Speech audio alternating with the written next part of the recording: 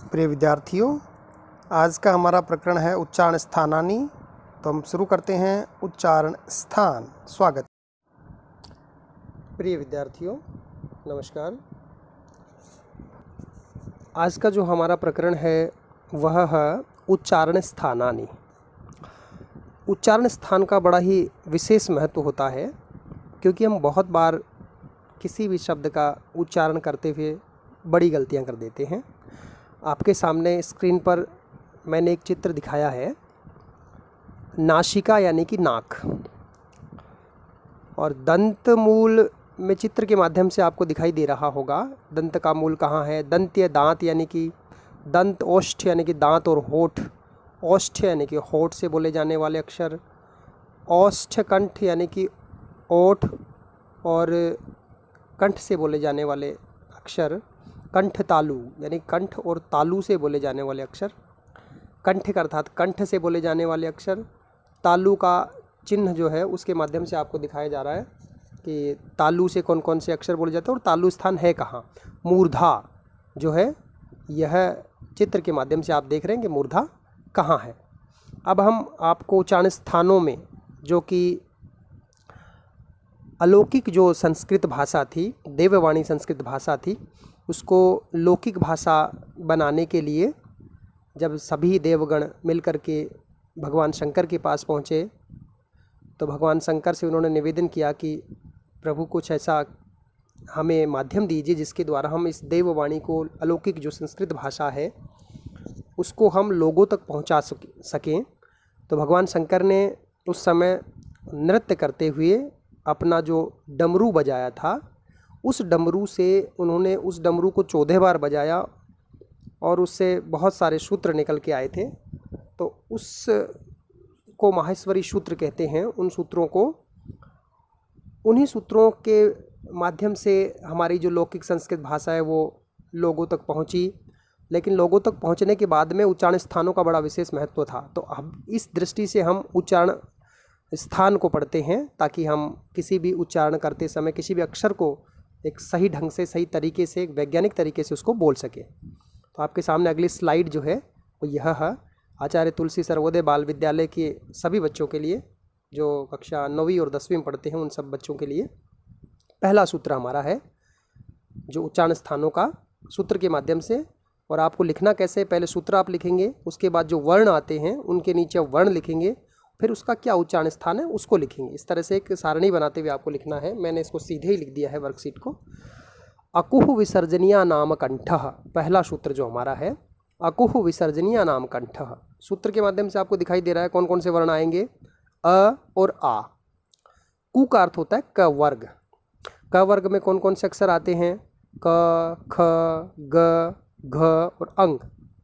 और उसके बाद में है, इसका उच्चारण जो है वो कंठ से होता है, और ये सभी वर्ण जो कंठ्य वर्ण कहलाते हैं।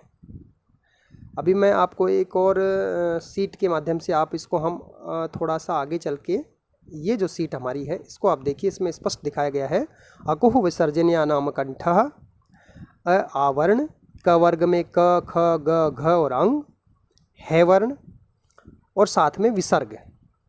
विसर्ग जो होता है, 2 बिंदी ऊपर नीचे खड़ी हुई, वो भी इसी के अंतर्गत आती कंठे में। ये कंठ जो है इनका उच्चारण स्थान है और ये कंठ्य वर्ण कहलाते हैं। दूसरा जो हमारा सूत्र है वह है इचु यसानाम तालुः। इसमें कौन कौन से वर्ण आते हैं, ई और बड़ी ई। चू का अर्थ होता है च वर्ग। च वर्ग में कौन कौन से अक्षर आते हैं, च, छ, ज, झ और य।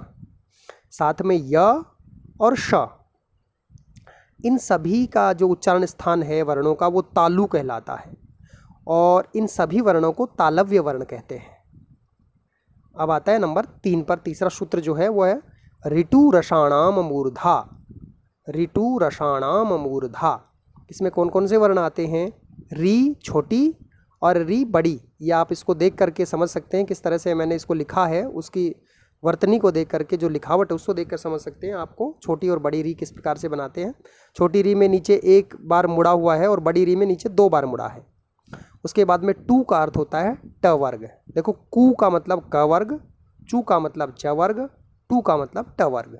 अब ट वर्ग में कौन कौन से अक्षर आते हैं? ट, ठ, ड, ढ, ण, और उसके बाद में र, और र के बाद में श। ये सारे जो वर्ण हैं इनका उच्चारण स्थान होता है मूर्धा, और ये सभी वर्ण मूर्धन्य वर्ण कहलाते हैं।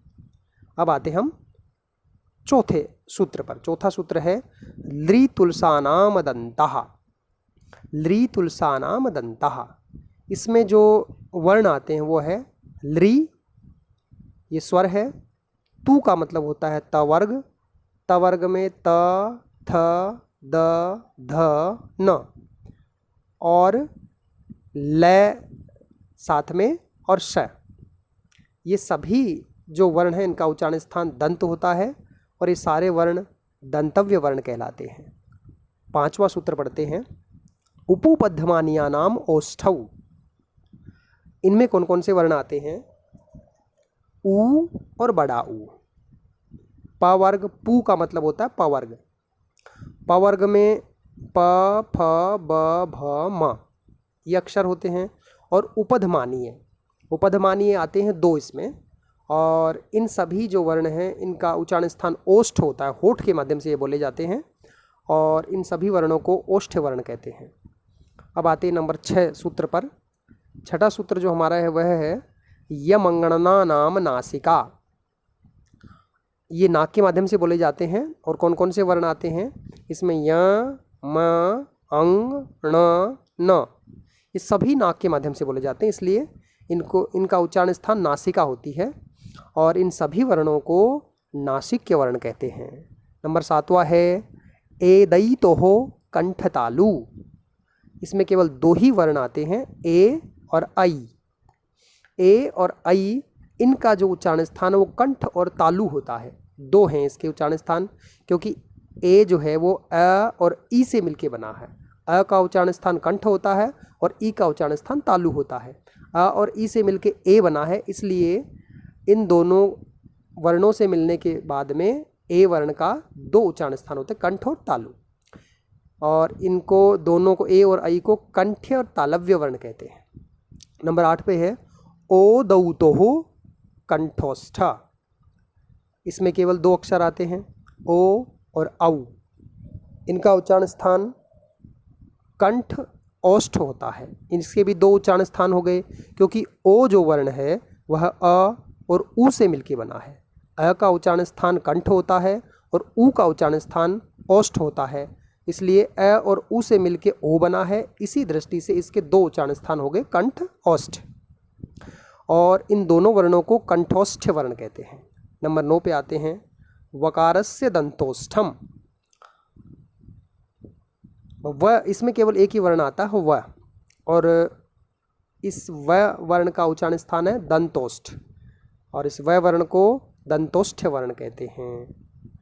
अब आते हैं अगले सूत्र पर, जो हमारा है नंबर 10 पर।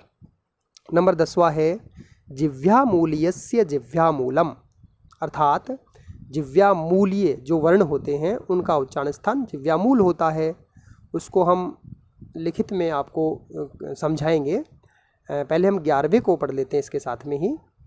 अनुस्वारस्य नासिका। अनुस्वार जो होता है, एक बिंदी, जो मैंने यहाँ पर ब्रैकेट में जो एक बिंदी लगा रखी है ऊपर, किसी अक्षर के ऊपर हम बिंदी लगा देते हैं, उसे अनुस्वार कहते हैं, और अनुस्वार का उच्चारण स्थान नासिका होती है, और इस अनुस्वार को नासिक्य वर्ण कहते हैं। अनुस्वार एक बिंदी अक्षर के ऊपर आती है, और विसर्ग में दो बिंदी ऊपर नीचे खड़ी आती हैं। विसर्ग का उच्चारण स्थान कंठ होता है, अनुस्वार का उच्चारण स्थान नासिका होती है। अब इसके माध्यम से हम अभ्यास कार्य करते हैं। पहला प्रश्न है च वर्णस्य उच्चारण स्थानम किमस्ति। तो आपको च वर्ण ढूंढना है, उसका उच्चारण स्थान क्या होता है, उसका उत्तर इसमें आपको लिखना है। दूसरा है ह वर्णस्य उच्चारण स्थानम रिक्त स्थान अस्ति। तो जो ह वर्ण का उच्चारण स्थान होता है उसका उत्तर इसमें लिख देंगे और पूरा वाक्य लिख देंगे। स वर्णस्य उच्चारण स्थानम, देखो स 3 है, 3 नंबर पर, 4 पर और 5 में। इन तीनों से को आप सूत्रों के माध्यम से देख करके जो जो जिसका उच्चारण स्थान है वो इन रिक्त स्थानों में लिख देंगे और पूरा वाक्य लिख देंगे। ल वर्णस्य उच्चारण स्थानम किमस्ति, ल वर्ण का जो उच्चारण स्थान होता है वो इसमें आपको लिखना है। उसी माध्यम से हमने ये सारे प्रश्न आपके सामने रखे हैं। और 10वें प्रश्न से एक नया माध्यम शुरू होता है, कंठ्य वर्णानाम नामानि लिखत। कंठ्य वर्ण कौन कौन से होते हैं, उन सभी वर्णों के नाम आपको इसमें लिखने हैं। नामानि यानी कि बहुवचन हो गया, एक तो होता नहीं है। 11वां ओष्ठ्य वर्णानाम नामानि लिखत। ओष्ठ्य वर्ण जो होते हैं उन सभी के नाम आपको लिखने हैं। इसी प्रकार से 12 से लेकर के 20 की ये स्लाइड जो है, इसमें भी आपको इसी तरह से तालव्य वर्णों के नाम लिखने हैं। कंठ तालव्य वर्ण जो 13 में है उसमें सभी के नाम लिखने हैं। 14वें में मूर्धन्य वर्णों के सभी के नाम लिखने हैं। मूर्धन्य में कौन कौन से वर्ण आते हैं। 15 में नासिक के वर्णों के नाम आप सबको लिखने हैं। 16 में दंतव्य वर्णों के नाम लिखने हैं। 17 में कंठ ओष्ठ्य वर्णों के नाम लिखने हैं। 18वां प्रश्न है अनुस्वार से उच्चारण स्थानम लिखत। अनुस्वार का उच्चारण स्थान क्या होता है, वो केवल एक उच्चारण स्थान लिखना है। दंतोष्ठ्य वर्णों के नाम 19 में लिखने और 20 में विसर्गस्य उच्चारण स्थानम लिखत। देखो 18वां और 20वां प्रश्न बड़ा महत्वपूर्ण है। 18वें में अनुस्वार का उच्चारण स्थान लिखना है और 20 में विसर्ग का उच्चारण स्थान लिखना है। तो मैं आशा करता हूँ आपको इस स्लाइड्स के माध्यम से जो हमने एक वर्कशीट बनाई उच्चारण स्थानों की, वह आपको बहुत पसंद आई होगी और समझ भी आई होगी। सभी आप इसको अच्छी तरह से समझ करके सभी प्रश्नों के उत्तर लिखें। सभी को बहुत बहुत धन्यवाद। अगली वर्कशीट हमारी होगी, उसमें मुलाकात करते हैं। नमस्कार।